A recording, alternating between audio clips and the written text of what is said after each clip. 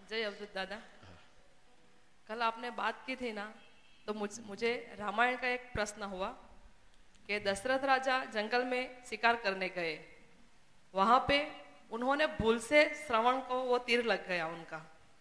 तभी श्रवण के माता पिता ने दशरथ राजा को श्राप दिया कि हम लोग जैसे पुत्र वियोग में तड़पेंगे वैसे तुम भी अपने पुत्र के वियोग में तड़पना। तो उसमें दशरथ राजा की क्या गलती थी जो उनको भी अपने पुत्र के वियोग में तड़पना पड़ा? कल का जो इन्होंने प्रश्न पूछा था उससे कनेक्टेड प्रश्न है कि खेत को कुछ पाक बनाने के लिए जला दिया जाए तो कोई चिड़िया जल जाती है तो उसमें विकर्म होता है, ये विकर्म दुष्कर्म बन जाता है। वही से कनेक्टेड और बहुत अच्छा प्रश्न है, बहुत अच्छी गूगली है, इसमें विकेट भी गिर सकती है, ऐसी गूगली है।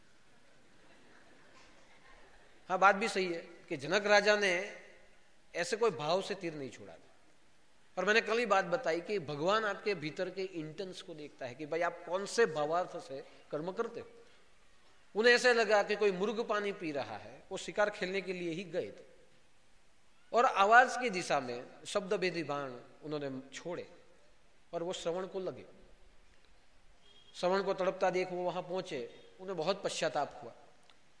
लेकिन श्रवण के अंधे माँ बाप ने उन्हें श्राप दिया कि जाओ, हम तड़पे हैं, तुम भी तड़पोगे। हाँ, और भावार्थ ऐसा नहीं था मगर कर्म तो भुगतना पड़ा। वो पाप कर्म भी बने और कर्म भुगतना पड़ा। और वही कर्म से जब राम वनवास में चले गए तो दशरथ राजा की मृत्यु हुई। यानी कर्म का भाव ऐसा नहीं था मगर उस कर्म को विकर्म में लिया गया और उसका पाप फल उन्होंने भुगता। तो देखो, मैं यहां इतना ही कहूंगा कि हर एक बार पुण्य फल या पाप फल उनको एक ही नजर से मत देखे। जैसे कर्म बाह्य विकर्म दिखते हैं, अंदर से अच्छे भी होते हैं, वैसे फलों को भी देखो कि बाहर से बराबर नहीं लगते मगर अंदर से भी अच्छे होते हैं। यानी उन्हें श्राप मिला मगर आप उसमें एक अच्छी बात देखो कि दशरथ राजा को श्राप नहीं मिलता कि तुम्हारे पुत्र के वियोग में मृत्यु होगा। तो एक बात समझ लो कि दशरथ राजा को तो पुत्र थे ही नहीं। पहली बात, गुरु के आशीर्वाद से उन्हें पुत्र मिले।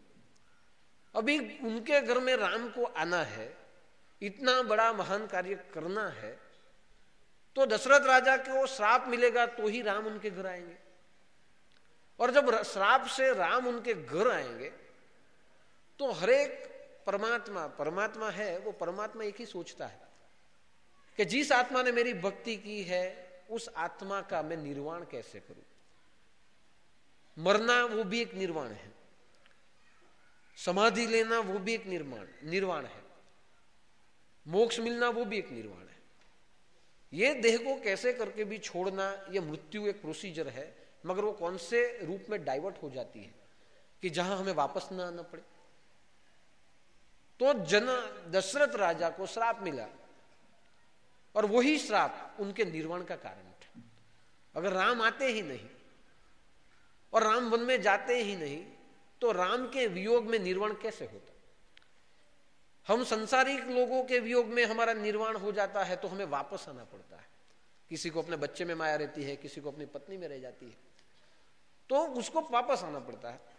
मगर यहां देखो कि उनकी भक्ति का फल क्या मिला कि दशरथ राजा को राम के स्मरण में मरण मिला तो दशरथ राजा निर्वाण हो गए। यानी ये जो श्राप मिला था बाहर से दिखता है कि फल खराब है मगर फल के भीतर में इतनी पौष्टिकता है कि राम के द्वारा उनको निर्वाण दिया गया। यानी ये सदकर्म जो भी कर्म हुआ उस कर्म का फल पुण्य फल के रूप में उन्हें प्राप्त हुआ।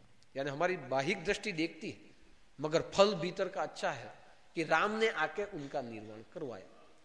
यानी उनका भावार्थ एक ही था कि मुझे नहीं मारना है, अलग भावार्थ से तीर लग गया। तो भगवान ने वो देखा कि तुम्हारा निर्वाण मैं राम के नाम से करूंगा। और ये जो फल था मैं मानता हूं ये पाप नहीं, ये पुण्य फल के वो अधिकारी थे। यानी फलों को भी देख लिया जाए तो कर्म की गति क्या है वो पता चल सकती है।